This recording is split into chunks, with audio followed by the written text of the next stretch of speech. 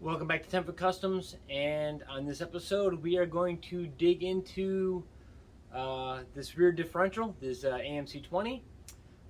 In the last episode we got it to move, and so I took it up and down the street like the next day when it was light out, and I noticed that when I was making turns it was hopping.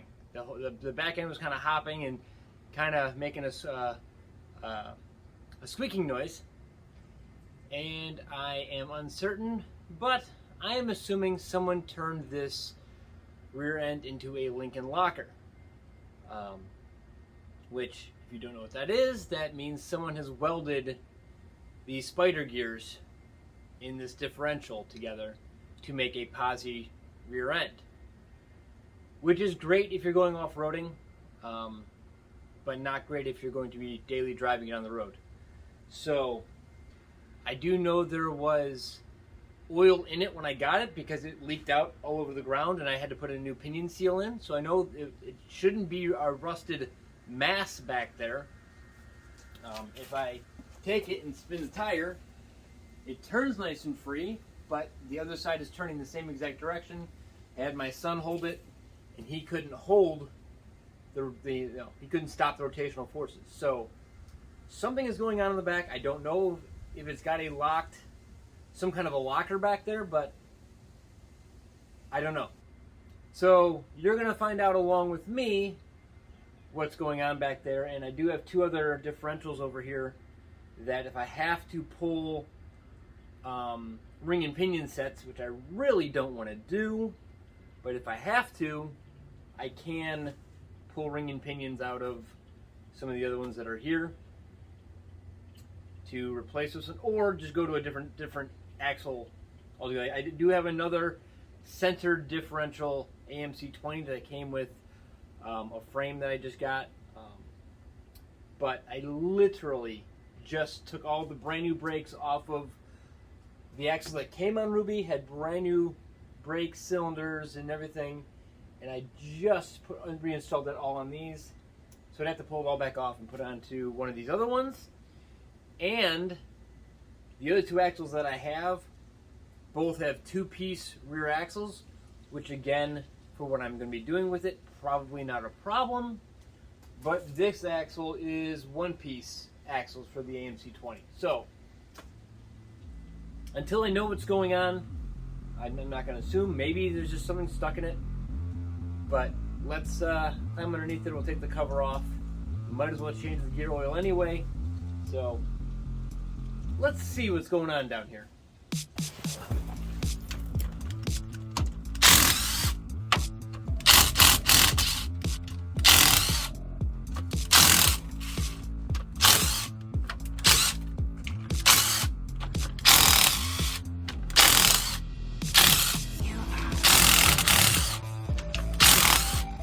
You'll get a hammer, tap at this so you can get it to break free, and you see what's underneath it.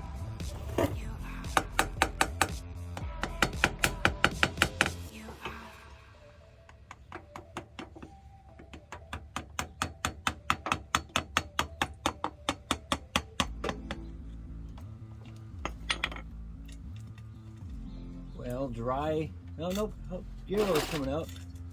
That's good. Like I said, it was leaking, so I'm assuming there's gear oil in it.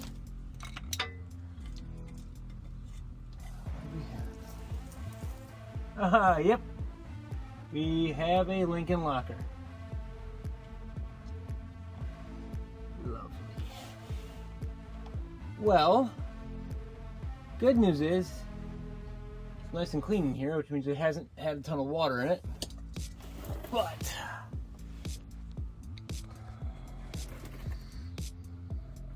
turn the flash on. right there. Spider gears are welded. So, yep, we have they welded on both sides, probably. Yep. Well, so now I have to figure out what the gear ratio is so that I can see if I've got another, at least, ring and gear set over here that'll match. Let me check that out. So normally, from what I've read, there's supposed to be a stamp number on this ring gear to tell you what your gear ratio is. But there's also on these AMC axles, there's a stamp out here. This is a stamped A. And an A stamp would tell me that this is a 354 gear ratio. But because this is also welded, I don't know if somebody's done any different work on this one. So again, A says 3.54. This is supposed to tell me if that's correct, but there's no, like, the normal stamp marks are not on this ring gear. So what I'm going to do is there is a punch out hole, probably for weight, right here at the bottom of the ring gear. And then I'm going to watch the drive shaft. Right now, the grease zerk is pointed straight up.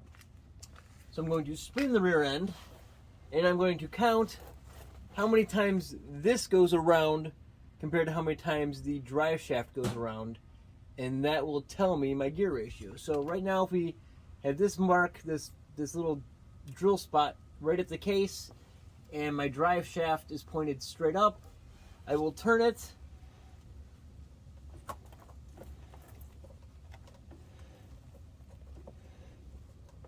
Okay, grease zerk is back at the top, so that's 1.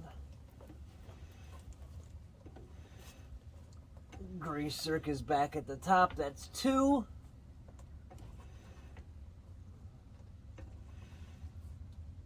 Grease zerk is back at the top, that's 3.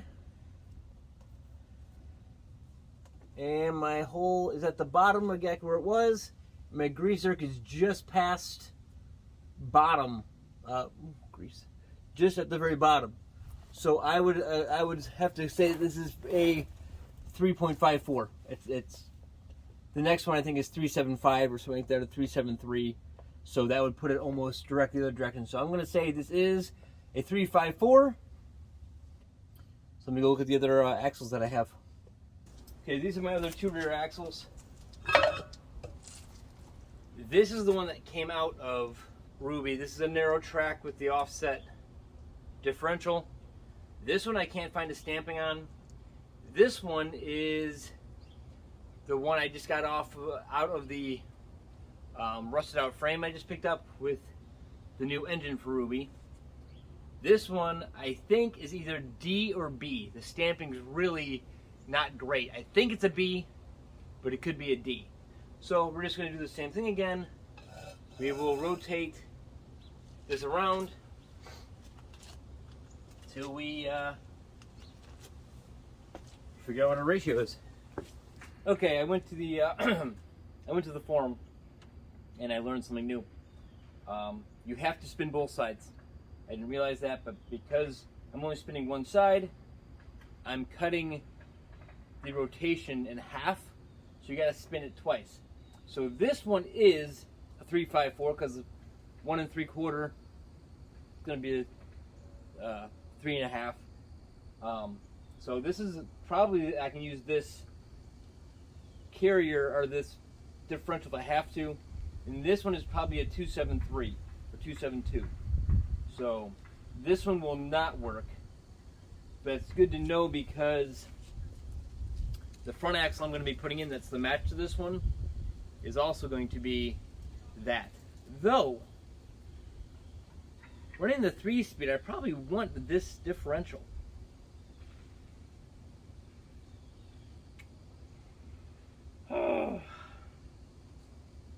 I may just swap out this rear end, change the brakes over. It'd be easier to do all that, I think, than to change out that one for right now. Eventually I can convert that one. But I think what I'll do, I'm going to change out this yoke again as well. But for the 3-speed, I'm going to think this is the best gear ratio for it for basic driving. This is one that came with that well, this would have come with an automatic though. I'll have to decide that though. Okay. But I do know I do have a ring and pinion set if I need it to go into that one. But I may just try to pull the spiders and swap the spiders with this one, because that way my backlash and stuff won't change on that axle. It was a very quick response on the forum on which axle to run. So they said nobody wants the 272s. Nobody uses them, and the 272 is a specific carrier. So the 272 is its own. You couldn't change gear ratios later if you wanted to. Up to, if I decided to go crawling with it, I couldn't put the 410s into it. 410s, 411s, one of the two, into that differential. So nobody wants that gear ratio. So everybody said go with the 354. So I am going to start that process. I am hoping with these single piece axles, the bearings are pressed onto this, so the whole backing plate has to come off to get the axles to slide out of the differential. So I'm going to try to just loosen bolts up and slide this out enough to then release the differential.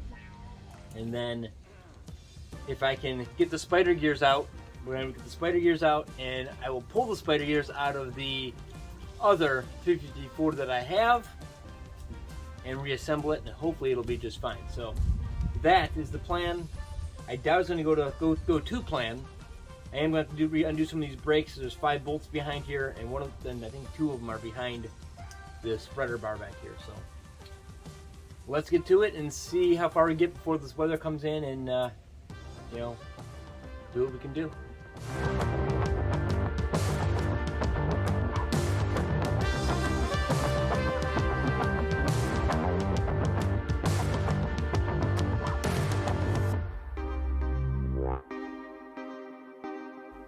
Both axles are removed. Now, gotta be careful because there's a lot of times there's shims on the bearings. And these caps have to be matched. All this stuff can't be changed. Let's get this.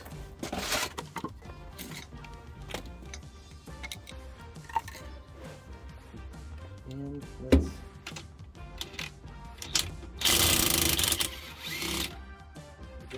these things are not light either.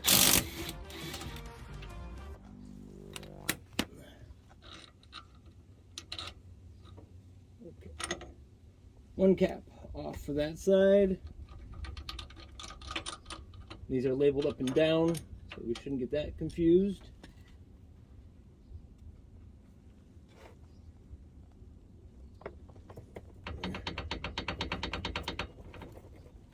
There's definitely a shim here, and there's a shim there. So those, I don't want to get mistaken.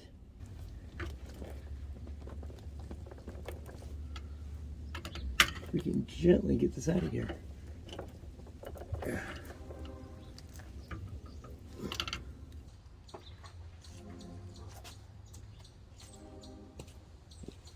So that took entirely way too long to remove than I was expecting.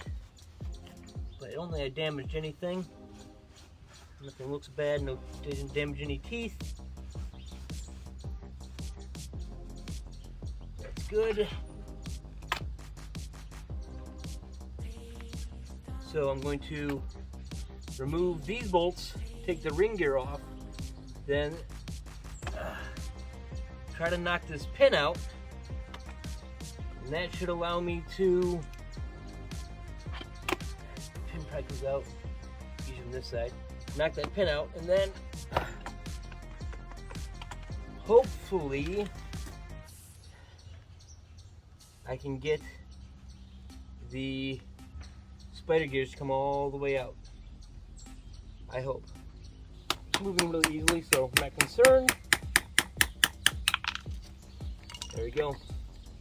Roll pin is out. Now, oh yeah, this is gonna slide right out.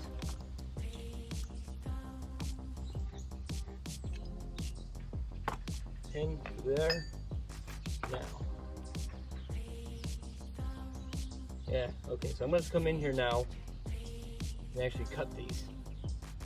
They're like cone shaped inside here, so I'm gonna come here with a cut-off wheel, try not to do any other damage. Cut this, and remove anything that can get metal on it that I don't want to have metal on it. But before I do that, I have a meeting with the mayor that I have to get ready for. Shouldn't take more than an hour or so, but I am going to get ready for that. It's really not that exciting. It's just, you know, whatever it is. But if it goes as planned, I'll let you guys know. Well, my phone's just about dead, so I'm going to throw it on charge. But while it's on charge, what I'm going to be doing is I'm going to be cutting these gears apart. I think I'm probably going to just try to cut these in 2 spots, hopefully, and then the 2 pieces should come out. And then I'm going to disassemble the other axle to get its spider gears out. That being a 2-piece, I'm not quite sure the difference on disassembling it, but once that's all done, the battery should be charged, and then I can get you guys back out here and see where I hopefully got. So, well, here's where we are. This is the differential out of Ruby that I took apart. I did get the welded spider gears off. I marked that one as the ring gear side because there are shims back here. So I did mark that, but they are off. This is ready to go. I just need to clean it up really well because, you know, I got grindings in it from cutting, but not a big deal. What's got me stopped now is this is the other differential. It's opened up.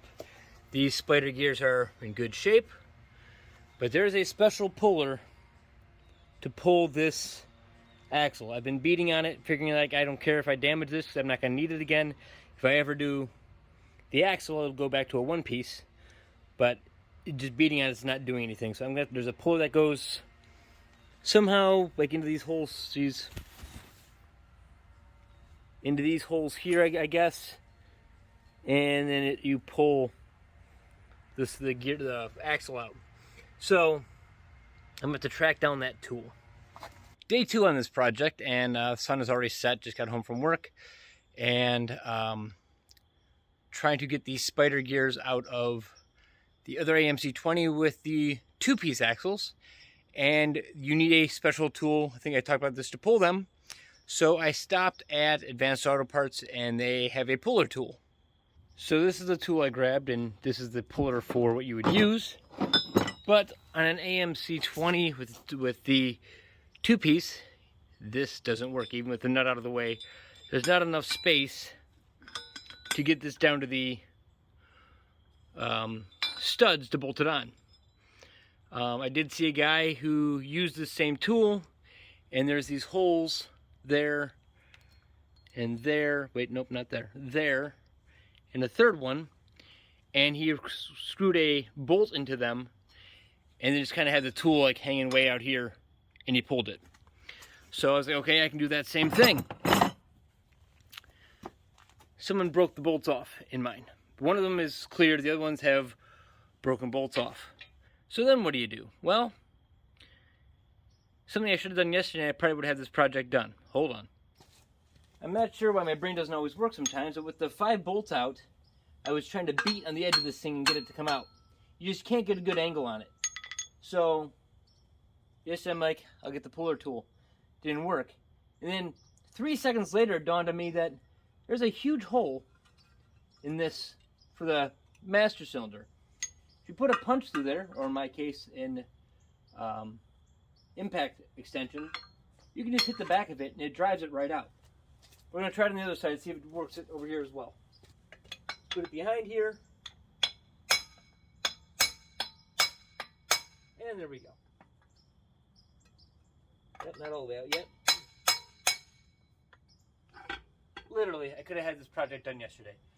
Welcome back. It is Saturday, and today we're going to put the differential back in. It's kind of windy out here, so what I'm going to do is I'm just going to reinstall this the opposite way of how I uninstalled it, and it's going to be boring, so not a big deal. But housing's all cleaned up. I'm going to have to clean up the ends of the axles where I got to put a little bit of RTV when I put the axle seals on. So, but that's going to be it, and then I'll bring you back in when all that's done, and we'll see if all of this works like it's supposed to. Okay, axle tubes are in. Actually, even the wheels are back on. That's actually the hardest part of the whole thing. You got a bunch of plates you got to line up and stuff like that, but wasn't going to get into that on this episode because I know I'm going to have to be getting into that on a Rusty episode, when I put his axle tubes in completely. So, diff is in. Got a new gasket.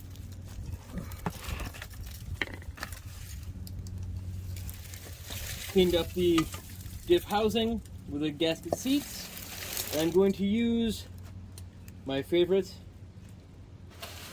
high-tack, because the gasket just sits in on this edge. It doesn't actually go out on these bolt holes, so that's really not necessary to go all over the place. So we're just going to high-tack that surface on both sides of the gasket. High-tack is such a mess, especially as it gets older, but I do love the stuff. Now this diff housing pointing down like that a little bit, this high-tack is great because it'll actually stick the gasket into where I need it.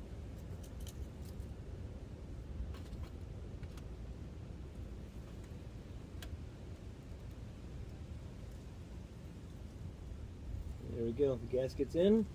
And I'll do the same thing on the back of the cover, and we'll put the cover on. Okay, diff cover bolts are all on. I'm going to fill it with gear oil, take it off the jack stands, and I'll catch up to you then.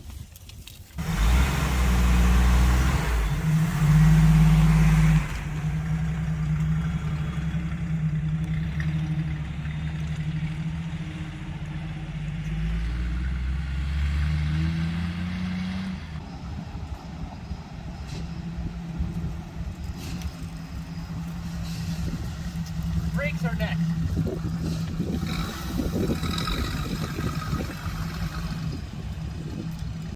And with that, we will end this episode. The rear differential is working perfectly. It doesn't hop around turns anymore. I don't have extensive driving on it because I only went up and down the street, but it already is a ton better than it was the first time I took it out.